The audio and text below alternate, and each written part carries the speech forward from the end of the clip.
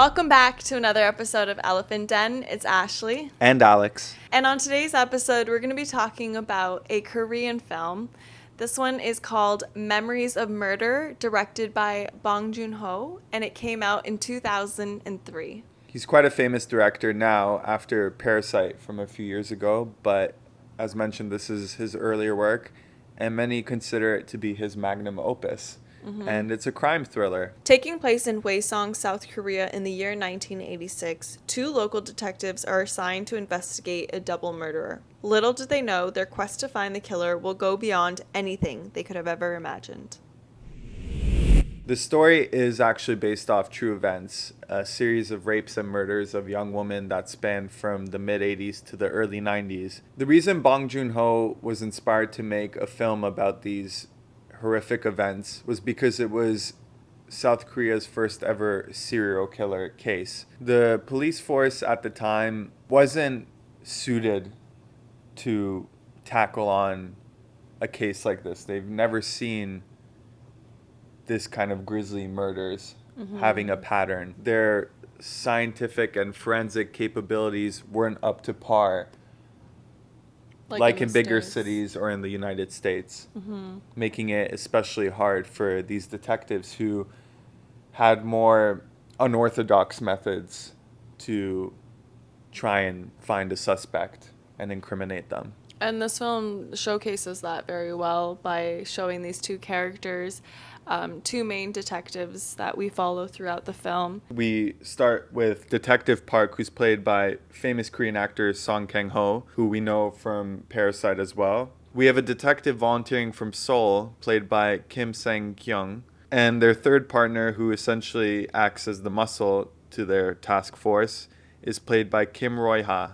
One of the many ways that the opening of the film is interesting is the color saturation and the color palette that they use. And that only becomes interesting once you've seen the full film, because the end and the beginning kind of bookend the majority of the film, which the majority of the film, there's lots of grays, blues, desaturated colors. Whereas the beginning and end, we'll talk about the beginning first. It opens on this paddy field. There's it's daylight. It's bright yellows. Blue sky. The first shot is of a child. Then we get the detective coming onto the scene. We don't realize it's the scene of the crime until he looks into the drain, and we see the first murdered body. And that contrast immediately of the children playing around him and the calmness of the paddy fields.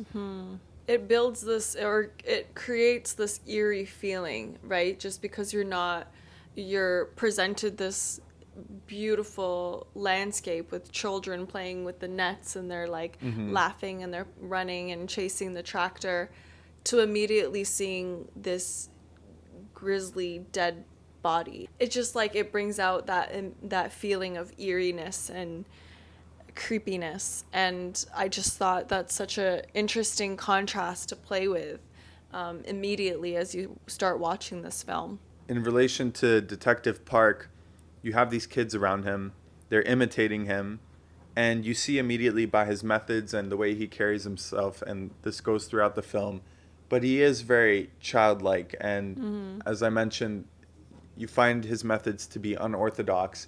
That's because they're not set up to tackle on something like this. They've never seen this kind of crime before. It really commentates on the time that this takes place in South Korea. We know that at the time there was real life student protests, I believe, that were going on, which the police were heavily focused on, and as well their methods were unsuccessful in many ways. They would purposely torment and beat confessions out of sometimes innocent people, and we see that later on in the film. Not only that, you see right off the bat that each crime scene you're brought onto, it's chaotic. You've got people just running around, children running around, the detectives trying to get everyone to get away so that they could get the forensics team and take photos and make sure that they can get the right evidence.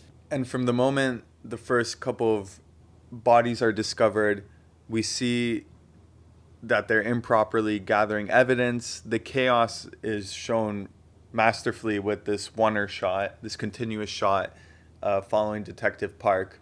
And it shows the chaos of everyone involved, people, going over the evidence and children running around and all that stuff. It's a good depiction of what's happening at the time and the character of the detectives that we're introduced to in the beginning. It goes to show you they have this kind of carelessness and relaxed attitude, as if like they could just, and we see this later on, that they just trust their own instincts to know just by looking at a suspect's face to be like, he's the murderer. All their methods kind of get turned on their backs or debunked, essentially. Well, and that's why I think it's such a good way of showing in the beginning of the film the characteristics of these detectives, and then watching the arc throughout the film later on and seeing how much they've changed from their original perspective. You have this other detective come in. He's more quiet. He's from the big city of Seoul. Mm-hmm. And he has more, I don't know if it's more experience, but maybe coming from a place where they're more detail-oriented, they're more organized. So their two methods kind of clash throughout the film, yet they have to work together. And then, as we mentioned, they have their third partner, Park's initial partner, who is kind of the muscle, and he's just drop-kicking everybody. And he's the aggressive detective. And even that method comes full circle. Now, we chose to talk about Memories of Murder, one, because we knew nothing of it, nothing of the true story, but it's a heavily renowned film from the director, and it's very highly rated on Letterboxd. And hearing that he had directed Parasite, which is what we both watched prior to this film, we could already know and believe that this was going to be something amazing. And both films showcase a story that's heavily rooted in the political unrest going on in the nation at the time. And it's focused on real humans. Mm-hmm. And I think that's what's really captivating about the story. Not that it's just, a crime thriller, but that it's very much involved in the setting. Let's talk about the cinematography then, because I remember right off the bat you were like, the cinematography shots are amazing in this film. Yeah, the way he boxes scenes, the compositions, it's essentially flawless up until the very last shot, which is absolutely brilliant. And since I mention it, the last shot is a character looking directly in the lens. How did that make you feel? Well, originally I felt like it took me out. I was just like, what? Why did he look directly at the lens? Just because I'm not used to watching that in film, and it takes away for me. It's a rule, right? You don't look into the lens. Yeah, you just don't look at the lens. It has to be purposeful. So it threw me off watching it, and then realizing later on that it was purposeful and intentional because of the last message being like, the suspect is ordinary. Well, it's very ordinary haunting, looking. and it's what really sticks with you days after watching it is this obsession that the detectives go through essentially will haunt them forever. You, as an ordinary person, can't imagine what a killer like this would behave like or look like. And when it comes down to it, without having the context behind the face, it could be any ordinary person. That last shot of him looking into the lens is him looking at the suspect, which could be any of us. When the film came out in 2003, there was no one arrested yet for these crimes.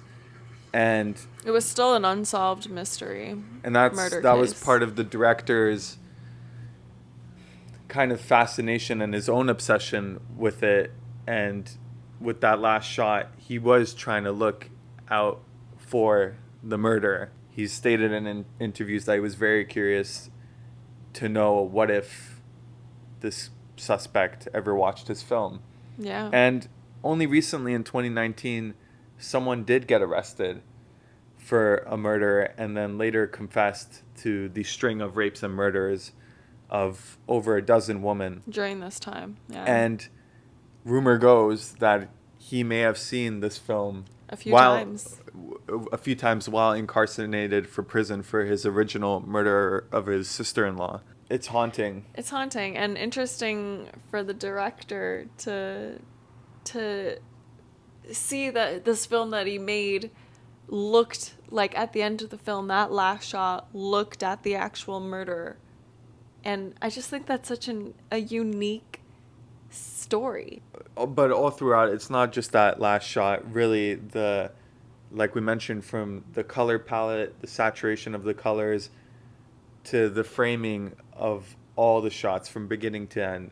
Including the placement of each characters in each scene and throughout the film. It's like you have the Detective Park, who obviously is always in the frontal view. And then I love that the third guy, who's the aggressive detective, always comes into the picture kind of beside. And it reminds me of Donnie from The Big Lebowski, just being that third guy. I think that's a brilliant comparison. And what it is there's a consistency to how the characters are presented, from how they enter the frame, from how they leave it. And that consistency is so subtle to where you're not going to necessarily notice it right away. But that's why this film calls for endless viewings, essentially, because it's so packed with that kind of care and intention and detail that makes it masterful. And definitely. I love that comparison to Donnie, because that's exactly what he's like. He's the third guy. He contributes a lot to what happens. Definitely. Same as in Big Lebowski. Donnie contributes a huge amount, but he's that third guy. Going back to what you said about how this film is packed with a lot of details, I love when a director does that in a film, because watching it for the first time, you can already understand everything on a basic level. But then I know that with this film, you can go back, you can watch it, and you can start to pick it apart and learn and discover more things throughout. That's why they call it a cult favorite, because it has that ability to continue watching it over and over again and start discovering new things that you didn't notice the first time you watched it. I want to touch on something kind of as a side note, and it has to do with this film too, but recently we reviewed Battle Royale, for example, and we kind of made a claim that that was a film which was the first of its kind to tackle on that particular concept. And we were proud that it was a foreign film, a Japanese film.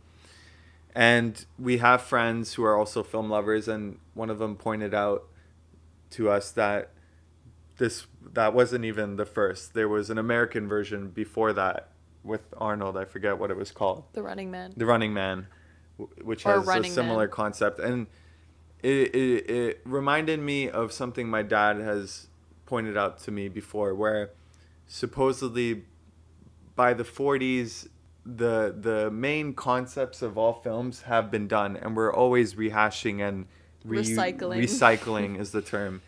And that's perfectly fine.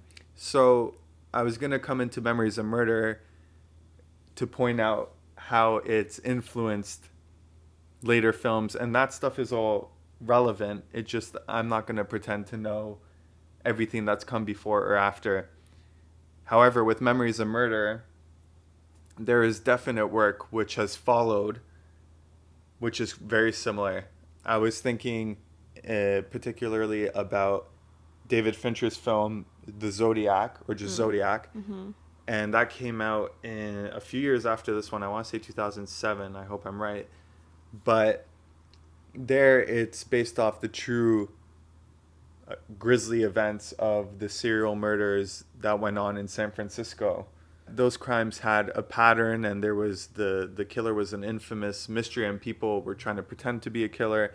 That film had a great ensemble cast, and it had a similar conclusion to where it was unfulfilling, to say the least about it. I loved that this film even captivated me more than that film because I love Zodiac.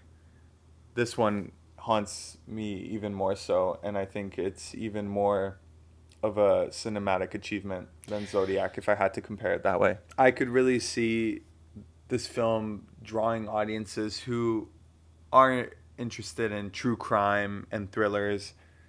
You highly owe it to yourself if you can to go into this film blind. We were fortunate enough to not even know of the true events. And through that experience, you're also going to witness great techniques in filmmaking.